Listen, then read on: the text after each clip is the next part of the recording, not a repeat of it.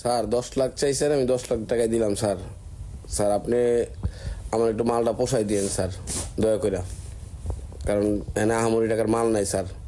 কারণ আপনারটা কারে কি দিয়েছি এটা তো আপনার বলে লাভ নেই স্যার। কারণ আপনারটা সবচেয়ে বড় কথা স্যার। আপনার তো পুরো টাকায় আপনি বুঝে পাইছেন স্যার।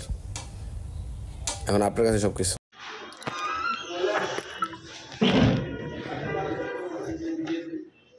কারণ আমি এটাও বুঝে বলছি যে আপনার একটা চিঠি দেওয়া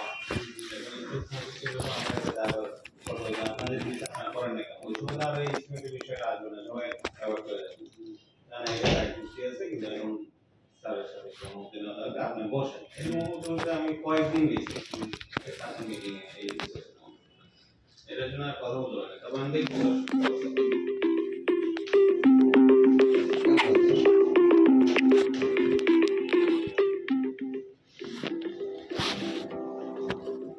শুরু লাগে আছে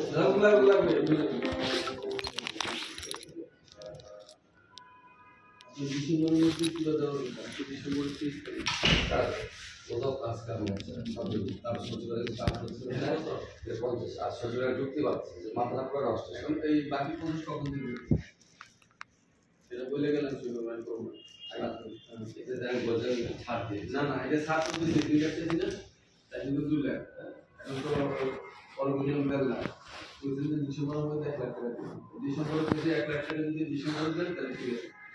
এখন তো ডিসেম্বর আসে 30 তারিখ স্যার এমন বিগত বছরের কাজ যাচ্ছে সেটা তো 6 মাস পিছিয়ে গেল স্যার এক জায়গার কাজ করে আমার তো মেন কাজ আছে সে তো করে থাকবে এই যে দুর্ঘটনা ঘটে কি যাচ্ছে স্যার না এখন আপনি যে কত কথা বললাম স্যার এই আপনি যে বাকি 50 কখন থেকে সত্য তো বলে স্যার আপনি জানেন যেটা আপনি কথা বলছেন তাই জানেন স্যার 50 আমি আর কিছু না তাই আমি আচ্ছা কথা শেষ আমি আর কোনো কথা বলবো 2 লাখ টাকা দিতে 1 টাকা কম আলাদা ঠিক আছে স্যার মানে আমি বললাম তো এখন ডিটেইলস কালেক্ট করলে স্যারের সাথে স্যারের যেটা চাই সেটা দেন। আচ্ছা কখন দেবেন সেটা বলবেন স্যার আমি দিব স্যার আপনি যে ডেট বসে যে জিনিস করে না আমি 7 তারিখ দিব 7 তারিখ দিন 7 তারিখের 8 তারিখে আপনার তো আমি নক করব এর আগে নক করব না 7 তারিখে যদি দিয়ে দাও 7 তারিখে কিবার করে দেয় স্যার যেইবারই করুক আপনি বন্ধ থাকলে তারপর দিয়ে দিবেন।